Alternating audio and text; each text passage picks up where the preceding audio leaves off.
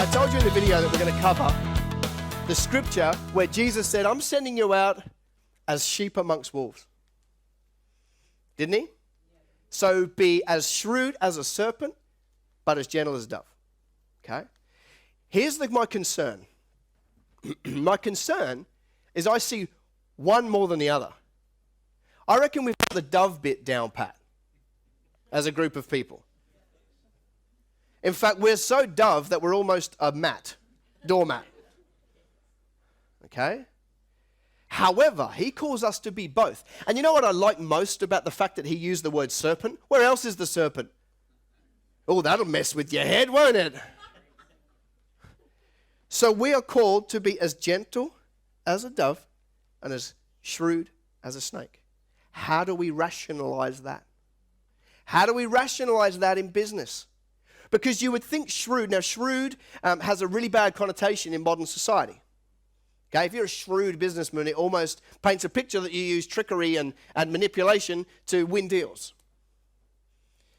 So how do we do this? How do we be a dove? How do we be a serpent? What I want you to do now is take 5 minutes at your table and make this a discussion.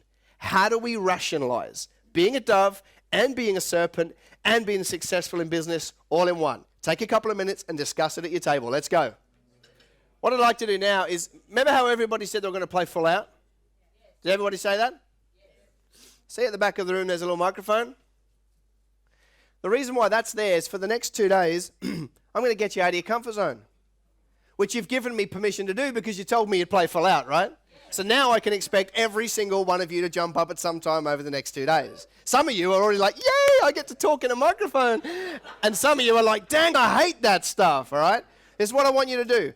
I want to hear some of the answers to what you are saying. So literally, I want 5 people to jump up to the mic now, introduce me, your name, your company, and just give me a brief. What did you come up with? How do you rationalize dove and serpent? So I want 5 people to go up to the mic now and do that. So the way I like to do it, these are called a Johari window for those of you that don't know. Basically, we've got an X and a Y axis. We've got the serpent up the left. We've got the dove down along the bottom.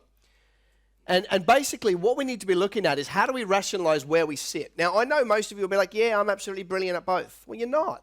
Do you know why I know you're not? Because we'd have all the money in the world if you were great, okay? So here's what happens. I find that most people are far along the dove line, okay? Not so much up the serpent line. Meaning, let's take a look at the Mormons and the Brethrens, okay? They've got all the money in the world because they do this bit really, really well, okay? Some of the other denominations, and it's not a pick on them, it's just the way they're done. They're so grace-focused, which is fantastic, that when you go into business, you become a doormat and you don't ever have any kind of influence or success. That's quite often what happens. Sorry if I'm hitting some hot buttons. We're doing it early. By the way, I'm likely to offend you over the next 2 days, okay?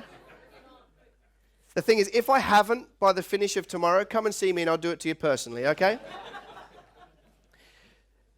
So these people in the bottom corner, okay, they're really low with their dove and they're low with their serpent. How are they going to go in business? Good. These people over this side, these guys are high dove, so they're very fluffy and everything's good and righteousness and lovely and grace and, you know, we're people before prophets and all that sort of stuff, okay? But they're really low with their serpent. How are they going to go? Do you know what they're going to do? They're going to break even. That's what they're going to do. Because God's going to do, He's allowed in just enough to get them to the point where they break even. Then you've got these people up here, they're really high with their serpent and they're low with their dove. These are the people that steamroll people, okay? Because they're very shrewd. They've got the deal making down pat. They forget that you're supposed to have this righteousness and compassion in there as well and really love people at the same time, okay? Then there's this group of people in the top right. They're really high in their serpent, so they're shrewd. They know how to do business really, really well. They know they've got the wisdom of God, the wisdom of the world at the same time in a righteous manner. But they're also really high in their dove. How are they going to go? Really, really well? Who thinks really, really well? Okay, good. Now, there aren't many people that get to sit in this top right-hand corner. I know some. I reckon I could literally count on 2 hands the amount of people I know who play up here. What do you reckon their business is like? What do you reckon their personal life is like? What do you reckon their health is like? What do you think their relationships might be like? This is not about money, but it includes money. Okay? We're going to talk about wealth a little bit over the next 2 days. What am I talking about? Everything, including cash. We have to shoot for cash, as well as good relationships, good health, good influence, great relationships and stuff like that. You understand that?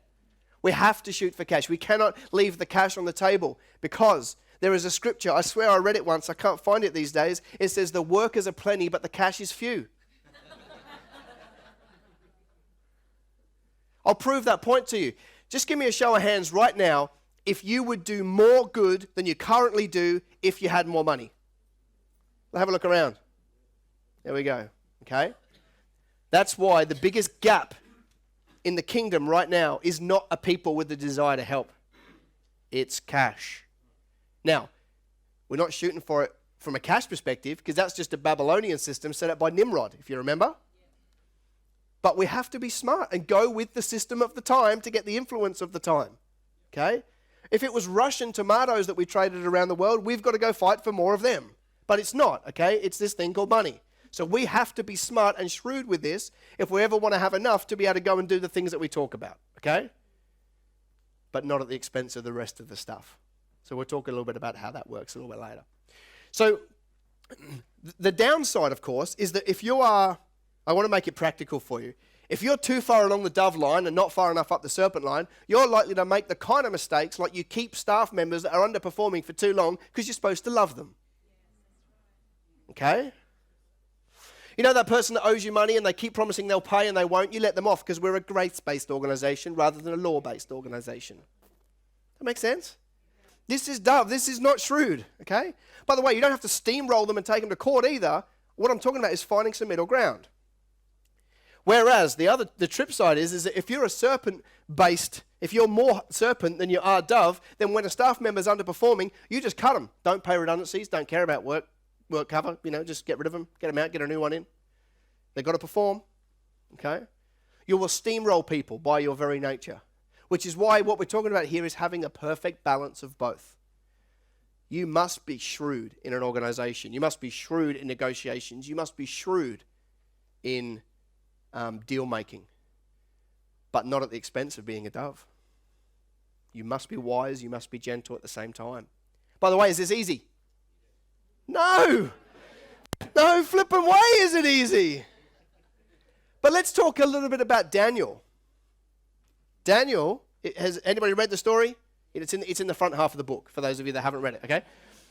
Daniel was the master at this, because he knew how to handle himself in prison and have great favor with the prison guards. He also knew how to handle himself when he was stood in front of kings in palaces. Okay? And he had a different language and a different way that he operated according to who was there. But if you remember the story, and this is the bit I really want to touch on. Remember that the people came to him and they said, listen, we want to train you up. You've been chosen. We're going to train you up to be of the king's service. But we've got to give you the kind of food that we give all the other Muppets that we've got in prison.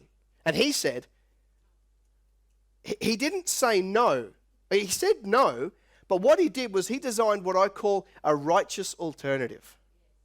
So he didn't go with what they wanted. He didn't go with what he wanted. He was smart enough to come up with a way to get what he wanted and what they wanted at one time. That is what we're talking about, how we do business now. You cannot go with them. You won't always get to go with the way you want to do it. You've got to design what is a righteous alternative somewhere in the middle, just like Daniel did. When you master how to do that, by the way, who gives you those answers? Yeah, okay? So when you master how to do that, you kind of become this voodoo undercurrent where you just seem to get stuff done. Okay? People will come, the higher you go up the chain in business, the more people are going to come to you and ask you to do the wrong thing. Oh, can we just pay cash for that? And can we just do this? Hang on a minute. Tell you what, we'll charge you guys out at a bit extra for this client, and then we'll split that. How does that fit? That sort of stuff. The higher you go, the more there is of that. By the way, if you go, we don't do that because we're a Christian company. How are you going to go? By the way, is there such a thing as a Christian company? No. A business cannot be a Christ follower. People can, okay? So you can be Christian people with a Christian work ethic and value system in business, but you cannot have a Christian business, okay? So if you try and spout out, now we don't do it that way because we're Christian, they're going to go, well, that's you out. Cancel that tender. You're gone. I'll go with somebody else. You've got to be shrewder than that, and you've got to go, okay, how do I give them what they want and still not compromise my value system? Where is the middle ground on this deal? How do I create a win-win so that they win, they think they've got a tick, I do too. That is what we're talking about here. No longer can we be all fluffy and nice without being shrewd at the same time.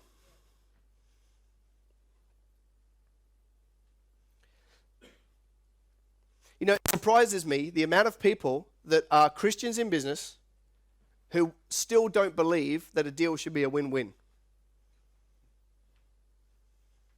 Like it should just be a win. Now, I don't mean they win. They either go, I win, or they win. And we're just a doormat in the middle. It's not going to work. It's about creating a win-win. Both of you have to win.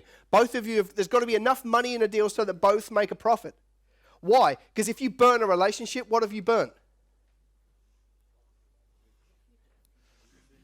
God's favorite people. The currency of heaven is people. So yes, we've got to shoot for money, but we've got to shoot for relationships too. When you burn one, not only do you make it hard for you to ever go back, but you make it hard for the rest of us to have a reputation as well.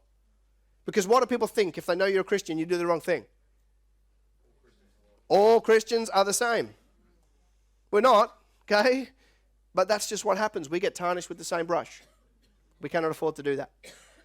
That's why we have to shoot for relationship at the same time. And when you do a win-win, by the way, when you come up with the righteous alternative, what do they think of you?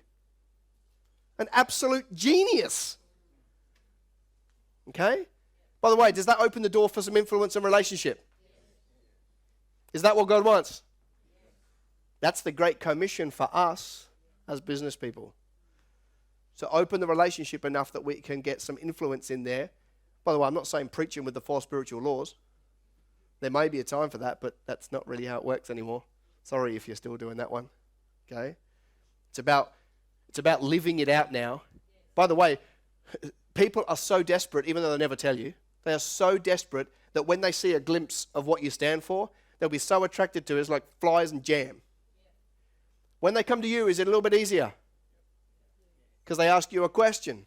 And if they ask you a question, then you've got free rein to chat to them about what you stand for without burning the relationship. But if you try and put it on them, guess what? You're the same as everybody else. So we've got to hit this stuff, right? The problem is right, if I just quickly draw it up here, and I kind of, in a second, I want you to rate yourself. So we've got the snake here. Sorry about that. That's a dove. And you've got increments up here to 10, and you've got increments along here to 10. I want you to have a minute with God quietly, yourself. And I want you to think through, because there's no point in going, oh, I'm an 8 and I'm an 8. Well, if you're an 8 and an 8, you should be loaded and have heaps of influence and a real pillar in society, okay? If you're a 10 and a 10, you're Jesus, okay? Or Daniel, maybe, all right? I want you to honestly think. Now, see, I'm not going to ask you for your answer. So you no point in trying to trick me or the people at your table. You can only get out of this what you put in. You've got to be brutally honest. If you're a 1 or a 2 down here or a 2 up here, be honest with yourself. Because if you can go from a 2 to a 3, how much have you improved? 50%. Okay? So let's take a minute. I want you to think through now. How do I rank as serpent? How do I rank as dove? Take a minute with God, sit with him. Say, show me, how does this work? And get those down. Let's take a minute. Let's go. So based on what your answers were to that, that's the kind of thing you want to be taking into your prayer time over the next few months, 6 months, 12 months. Because, like, let's say, for example, that you worked out that you're a 2 here, but you're an 8 here, and you sit here. You know, it's really good because you're miles away from here. But if you can get the results you're getting now by being that, imagine what you could be like if you were here, here, here, here. Does that make sense? This isn't about giving you a spiritual uppercut. This is about doing an audit and saying, where am I? And being proud that you're able to get where you are today with the current level you're at today. But not resting on that and going, okay, how do we go to the next level? How do I become more serpent? How do I become more dove? Whatever it is that's required for you. How do I become more both? By the way, who's going to reveal that to you? What do you have to do, though? Spend a bit of time with the guy. Okay? It amazes me the amount of people that want to run a kingdom business and don't include the king. That was a spiritual uppercut. Sorry about that. Yeah. We'll get the hard stuff out of the way and then we'll move on to the fun stuff later. You know, John 10:10. Life and life more abundantly. That happens when you play at 10-10. You try being a business person, being really good at dove and not being really good at serpent. You're not going to have a lot of capital left over.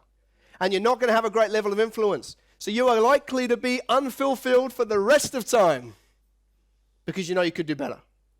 Likewise, you're really good at the serpent. You've got tons of cash, great big business. You're really bad at the dove. You're going to be unfulfilled for the rest of time because you know you're doing the wrong thing by people.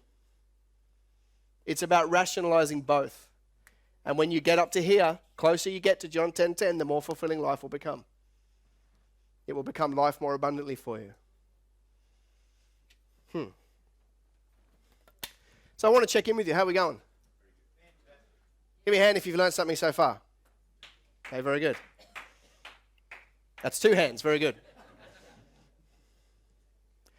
We're going to come back to this over the next 2 days as a philosophy because it's the biggest thing that I see that's missing. See, money is a byproduct, right? We understand that. Like we have to shoot for more money, but it is a byproduct of a whole bunch of other stuff. Okay? This is the kind of thing I'm talking about. We're going to be going, how do you become more of what you need? How do you become more dove? How do you become more serpent? Whatever it is that you need within you and the way that you're made up.